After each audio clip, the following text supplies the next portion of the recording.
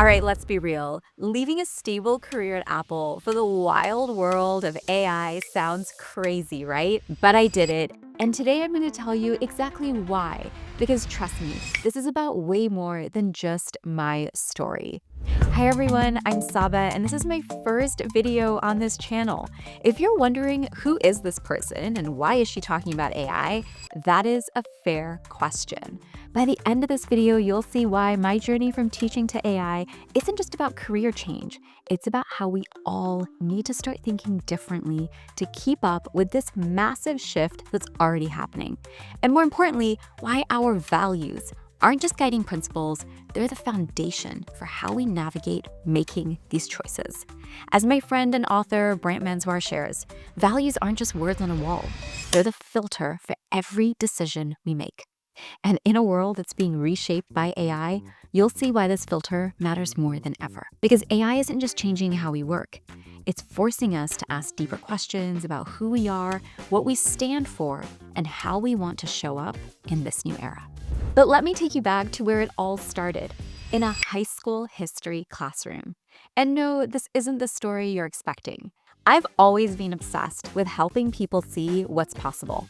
But my journey to doing that has been anything but traditional. Instead, let's talk about how I went from getting laid off as a teacher to helping people around the world embrace AI. All right, picture this. It's 2007. I just graduated. Bachelor's, master's, great recommendations. I thought I had done everything right. Then I got my first job at Irvine Unified. And a few months later, in 2008, we had the start of a recession. And with that also came my first layoff notice. And this didn't just happen once, not even just twice, but 3 times at different schools over the next 4 years. And I remember thinking, hold on, I did everything I was supposed to do. Why isn't it working? And the real gut punch, I was at my 3rd school in 4 years. The principal looked at me in the eye and said, Sabba, you're just not an A player. And we only want A players. You see, by that time, not only was I frustrated, but they had a low graduation rate and they weren't about to let it drop even further. I had a student who refused to do the work, ignored every opportunity and wanted to pass anyway. And when I held my ground, well, let's just say that became a problem. Now imagine having to walk into an interview after hearing that, wondering if standing by my principles had cost me everything, or that maybe I just wasn't good enough. But see, this is why values really matter. Because even when circumstances shake your confidence, they remind you who you are and what you stand for. And while that school didn't value integrity, confidence, and decision-making, others did. After one interview at another school where I had to do a 30-minute demo lesson, the principal looked at me and said, "We love your confidence and creativity. You're hired." That moment could have definitely broken me, but instead it lit a fire beneath me. Fast forward, I got the job at what would be Fairmont Private Schools, but it came with a huge pay cut. I won't lie, I slightly hesitated. I mean, after everything, shouldn't I finally just choose stability? But here's what I didn't realize at the time. Stability isn't just about a paycheck. Daniel Pink talks about this, how real motivation doesn't just come from money alone. It comes from autonomy, mastery, and purpose. And Fairmont gave me something I never had before. A place where my decisions mattered, where I could actually create something meaningful and be part of a community, where values don't just matter, it's why you are there. And that decision changed everything. That year, Fairmont wanted to go one-to-one with iPads. And I'll be honest, I wasn't sold. I was that teacher rolling my eyes like, great, another tech gimmick. And I actually thought technology was one of those things that was gonna ruin education. But I had been reading Seth Godin's book, Linchpin, where he says linchpins don't just follow the rules. They see a problem and they create a solution. And that got me thinking, if tech was going to be a part of education, whether I liked it or not, maybe the real challenge wasn't resisting it, but figuring out how to make it actually work for students and for schools. And again, that is when everything shifted. You see, we had a lot of international students at Fairmont struggling with English. They were quiet, they were shy, wouldn't really speak that much in class. But the moment we introduced iPads, these same students started creating videos, bringing their personalities to life in ways that I had never seen before. And the craziest part, that confidence they had in speaking started to spill over everywhere else as well, including during our in-person class sessions. And that's when I realized technology isn't about the tool itself. It's about unlocking people's potential. And what surprised me the most, it didn't just do that for my students. It did it for me too. You see, up until then, I saw my career as this linear path, the way many of us do. Teacher works in a school, doctor works in a hospital, mechanic works in an auto shop. But when I stopped thinking of my job as a title and I started leading with my skills, that was the shift. You see, I went to my first conference, and I actually had no idea that teachers could even present at conferences. And suddenly, I realized I don't just have to be teaching in my classroom, I could be teaching across the country, and soon I would even be teaching across the world. After Fairmont, I never applied for another job. You see, learning to solve the right problems made the right opportunities come to me. It opened doors I never even saw coming. Next thing I know, USC's medical school was calling me to become their director of innovative learning. And here's the wild part.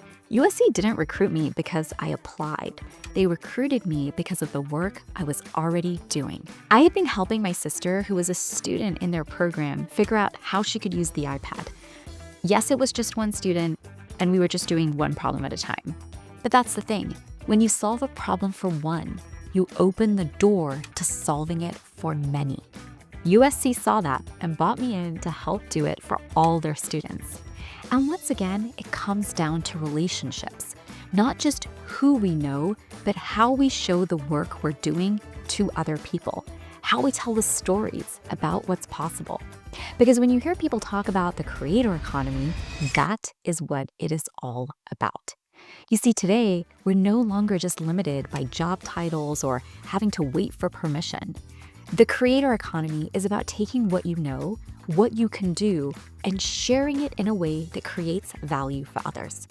It's about using your skills, not just to work a job, but to build something bigger, to inspire and to solve problems at scale. And when you do that, opportunities don't just appear, they come looking for you. A history teacher in a medical school. To say that I was out of my comfort zone would be an understatement. And being so far out of my comfort zone, as they say, is where the learning happens, and they are not wrong. That beginner's mind that I went in with meant I was asking a lot of questions. And as people shared their problems, I found myself sharing ideas or things that we could try. You see, most places, when it comes to technology, they start with apps. Here's the top 5 apps everyone should use. We're integrating AI. Here's the apps that we're using. What USC taught me is that innovation doesn't begin with technology and applications. It begins with people, their challenges, their frustrations, but also their hopes and dreams. It is here at USC that I would learn the greatest lesson that would become the mission statement of my business. Cultures of innovation begin with a culture of empathy. I left USC in 2017, and when COVID hit, one of the best messages I received, we weren't scrambling around like everyone else, we felt prepared. You see, when iPads were integrated into the student experience, it didn't just throw tech at the problem. It changed how we thought about learning. We were able to help people better identify how they learn best and how to use the tools they have in their pockets to support them to personalize their experience. We asked them, what can we do now that we couldn't do before? So once again, sharing stories both online and in person would help create the next chapter of my story. At this time, it wasn't very common to see people using iPads, especially in higher education. And Apple would often bring other schools to visit, to learn and watch more about what we were doing. So you can probably guess what happens next. Well, I woke up one day to an email that said, Sabba, if you're willing to move, we want to hire you. A dream job, sort of like that I made it moment. But something still, once I got there, didn't really sit quite right. At Apple, I had reached the top of what David Brooks would call your first mountain, the climb towards all that worldly success that we chase, career achievements, checking all the right boxes, getting all those names and numbers. And when you get there, you expect it to feel like the moment. But instead, you find yourself sometimes asking, is this all there is, or what's next? If you're lucky, he says, you realize there's a second mountain to climb, a deeper one. He describes it as the shift from achievement to meaning, from self-centered goals to answering a call that's bigger than you. You surrender to something bigger than yourself, a problem, an injustice, something that just keeps you up at night. And in 2018, I started to define mine. Because here's what I started noticing. Everyone was using technology, sure, but were they really leveraging it to create something better, to do different things? Or were they just digitizing the same old systems? That question, that's what changed everything for me. So I went searching for answers. The start of my second mountain started in 2018 with a return to school to do my doctorate and research. How do we prepare people for AI? And this time, while school hadn't changed much, I had.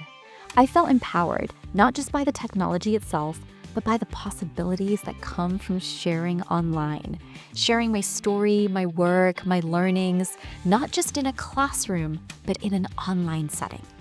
That's the power of the creator economy. A few years ago, making a podcast, interviewing experts, or producing a documentary was something only a select few could do. But today, anyone can, with nothing more than the device in their pocket. So I started a podcast. I didn't just read articles, I interviewed the people that I was reading about. I talked to educators and business leaders who weren't just studying change, they were living it. And I created a documentary to capture these shifts in real time. Because that's the world that we live in now. The real opportunity isn't just in using technology, it's in how we share, how we learn, and how we turn ideas into impact. And that's why I left, because AI, this isn't just another tool. It's changing how we work, how we learn, and how we live. But here's the thing, we get to decide how to use it and what the future is going to look like. Most people are operating at maybe 10% of what they're capable of. But AI is this once-in-a-lifetime chance to tap into what really drives you, what really excites you, but only if we use it in the right way. And that's why becoming a linchpin, someone who sees problems, creates solutions, and builds with intention, matters more than ever before. And when you're clear on your values, you don't just wait for opportunities, you create them. This channel, it's not just about AI. It's about empowering you to take control of your future in an AI-driven world. Every video, I'm bringing you practical strategies, real-life examples, and most importantly, the confidence to own these changes without losing what makes you human. If this hits home for you, hit subscribe because every week I'm sharing exactly what I've learned from helping organizations and individuals navigate AI, not just to survive, but to thrive. At the end of the day, cultures of innovation start with a culture of empathy. So let's figure this out together, and I'll see you in the next one.